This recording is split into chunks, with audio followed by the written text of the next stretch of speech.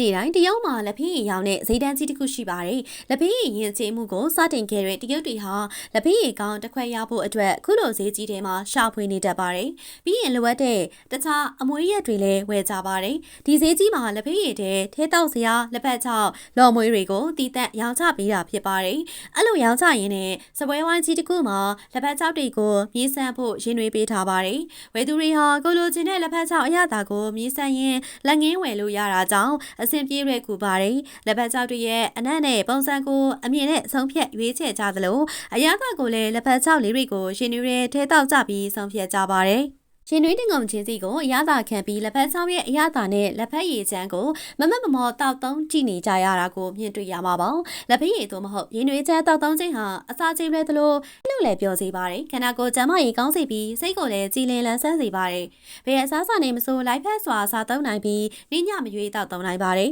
တရုတ်နိုင်ငံမှာရှေးအခါဘရင်တွေလက်ထက်ကလေးက